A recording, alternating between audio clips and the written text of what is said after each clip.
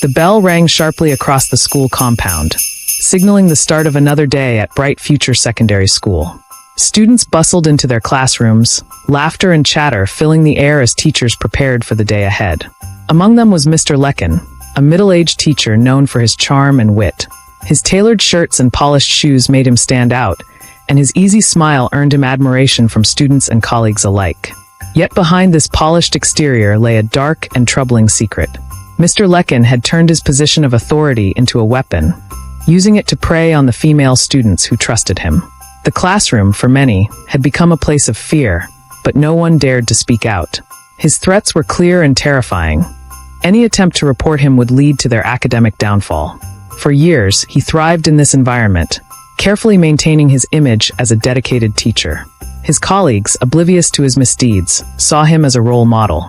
Even the school principal often praised him in staff meetings. Among the students, however, a different narrative circulated in hushed whispers. The girls avoided meeting his gaze or being alone with him. The scars of his actions were invisible but deeply felt. Despite their shared trauma, they had no safe avenue to voice their pain. But this year, something changed. In SS3B, a girl named Aisha transferred into the school. Aisha was known for her courage and intelligence, qualities that quickly made her a favorite among students and teachers. She had an infectious smile and a reputation for standing up for what was right, no matter the cost. One afternoon, during a quiet study period, Aisha noticed her friend Halima sitting quietly at the back of the classroom, tears brimming in her eyes. Concerned, Aisha moved closer. "Halima, what's wrong?" she whispered. Halima hesitated, glancing around nervously. "Nothing. I'm fine," she murmured, avoiding eye contact. Aisha frowned. "This doesn't look like fine. You can tell me. What's going on?" After a long pause, Halima leaned in, her voice barely audible. "It's Mr. Lekan. He's done something terrible."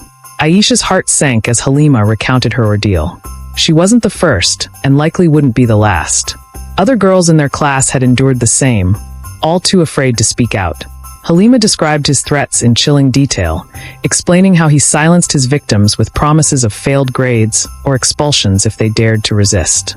Rage boiled within Aisha as she listened. How could such a man continue to harm so many without consequences? She clenched her fists, determined to find a way to stop him. As the school day ended and students packed their bags, Aisha lingered at her desk, deep in thought. Mr. Lekan had built a fortress of fear around himself, but every fortress had a weak point. She just needed to find it. Aisha couldn't shake off Halima's trembling voice as she walked home that evening. The thought of Mr. Lekan abusing his position to hurt her peers filled her with a mix of anger and sadness. By the time she reached her house, her resolve had solidified. Something had to be done. The next morning, Aisha arrived at school earlier than usual. She made a beeline for Halima, who was sitting quietly under a mango tree near the assembly hall. Halima's usually bright face looked pale and downcast. "Halima, I need you to trust me," Aisha began, sitting beside her. "You're not the only one he's done this to, right?" Halima hesitated, her fingers twisting the hem of her uniform. Slowly, she nodded. "There are others," she whispered. "Fatima, Miriam, even Zainab. But no one will say anything. They're too scared. What if we do something about it together?" Aisha asked. "He's not untouchable, Halima. If we work together, we can stop him." Halima shook her head quickly. "You don't understand. He's powerful. He threatened to fail me if I told anyone. I can't afford that, Aisha. My parents have sacrificed too much for me to be here." Aisha placed a comforting hand on Halima's shoulder. "I get it, but we can't let him keep getting away with this. We need someone we can trust to help us." Halima glanced at her nervously. "Who?" "Everyone is scared of him." "Not everyone," Aisha said with a small smile. "I know just the person." Later that day, during the lunch break, Aisha approached the staff room, her heart pounding. She peered through the open door and spotted Mrs. Nofisat, the head of the female teachers. Known for her no-nonsense attitude and her fierce commitment to her students, Mrs. Nofisat was respected by students and teachers alike. Aisha knocked lightly on the doorframe. "Excuse me, Ma, may I talk to you privately?" Mrs. Nofisat looked up from her desk, her brow furrowing slightly. "Of course, Aisha. Come in and close the door." Once inside, Aisha wasted no time. She recounted everything Halima had told her, leaving out no detail. She also mentioned how she had overheard similar stories from other students. Mrs. Nofisat's face darkened with every word. "This is unacceptable," Mrs. Nofisat said firmly. "Why didn't any of you girls come forward sooner?" "They're too scared, Ma. He's threatened all of them," Aisha explained. Mrs. Nofisat leaned back in her chair, her mind racing. "You did the right thing coming to me, Aisha. We'll need proof if we're going to stop him." Aisha nodded. "I think I can help with that. He's already approached me, Ma. He asked me to meet him after school today at the teacher's quarters." Mrs. Nofisat's eyes widened. "And you agreed?" "Yes, but only because I wanted to expose him," Aisha said quickly. "I couldn't let him keep doing this to other girls." Mrs. Nofisat sat in silence for a moment before nodding. "All right, here's what we'll do. You'll meet him as planned, but not alone. I'll gather a few of the female teachers to hide nearby. The moment he tries anything inappropriate, we'll catch him in the act." Relief washed over Aisha. For the first time, she felt like justice was within reach. The plan quickly took shape. Mrs. Nofisat discreetly called on 3 other female teachers, Miss Ngozi, Mrs. Lola, and Miss Nina. Together, they devised the details, ensuring Aisha's safety would come first. By the end of the school day, Aisha stood by her locker, her heart pounding as she prepared to meet Mr. Lekan. Her classmates, unaware of her plan, called out cheerful goodbyes, but Aisha barely heard them. She felt the weight of her mission pressing down on her shoulders. As she walked toward the teachers' quarters, she spotted Mrs. Nofisat and the other teachers hidden behind a nearby wall. They gave her a reassuring nod. "You've got this," Aisha whispered to herself as she stepped forward. The teachers' quarters loomed ahead, a cluster of small bungalows set apart from the main school buildings. Aisha approached with measured steps, her heart pounding in her chest. Though she had rehearsed the plan several times with Mrs. Nofisat and the other female teachers, fear still clung to her. She paused at the doorway of Mr. Lekan's bungalow, her hand trembling as she raised it to knock. Before she could, the door creaked open, and there he stood, a sickly sweet smile plastered on his face. "You're right on time, Aisha," he said, stepping aside to let her in. His eyes scanned the empty corridor behind her, oblivious to the watchful eyes of the hidden teachers. "Come in, my dear."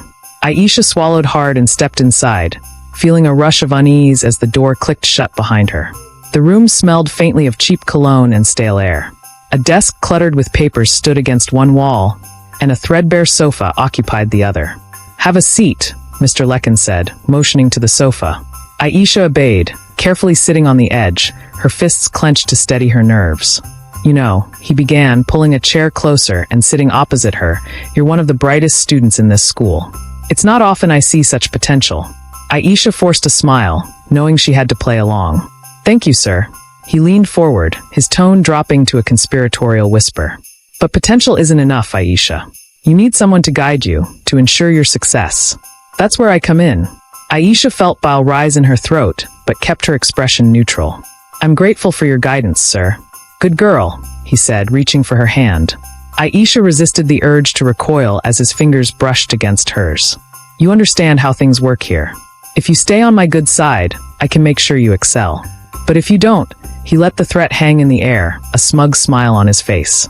Aisha nodded, her voice steady despite her racing heart. "I understand, sir. I want to do well." "Excellent," he said, leaning back with a satisfied grin. "Now, let's discuss what I expect from you in return." Outside, Mrs. Nofisat and the other teachers waited in tense silence. They crouched behind a low wall, their ears straining to catch any sounds from the bungalow. Miss Ngozi glanced at her watch, her face etched with worry. "She's been in there too long," she whispered. "Be patient," Mrs. Nofisat replied. "We need to catch him red-handed. Let's give her a few more minutes." Inside, Mr. Lekan rose from his chair and moved closer to Aisha, his intentions clear. "Why don't we make ourselves comfortable?" he said, his voice dripping with false charm. Aisha shifted slightly, her pulse quickening. She knew the moment was close. "Sir, I'm not sure this is a good idea," she said, stalling for time. "Nonsense," he replied, reaching for his belt. "You'll thank me for this later." Before he could proceed, the door burst open with a loud crash. "Stop right there, Lekan." Mrs. Nofisat's voice thundered through the room. Mr. Lekan froze, his eyes wide with shock as Mrs. Nofisat and the other teachers stormed in. Their faces were a mixture of fury and determination. What is this?" he stammered, his confidence evaporating. "This is justice," Mrs. Nofisat snapped, pointing an accusing finger at him. "We know what you've been doing, and we have all the proof we need." Aisha quickly stood, moving to stand beside the teachers. Relief washed over her as she saw the strength in their numbers. "You're finished, Lekan," Miss Ngozi added. "You'll never hurt another student again." As the weight of the situation sank in, Mr. Lekan slumped into the chair, his bravado replaced by dread. The confrontation left Mr. Lekan stunned, his usual air of authority shattered. Mrs. Nofisat stood firm, her voice cutting through the silence. "Lekan, you have abused your position for far too long," she declared, her anger barely contained. "Your reign of terror ends today." The other female teachers nodded in agreement, their presence lending strength to the moment.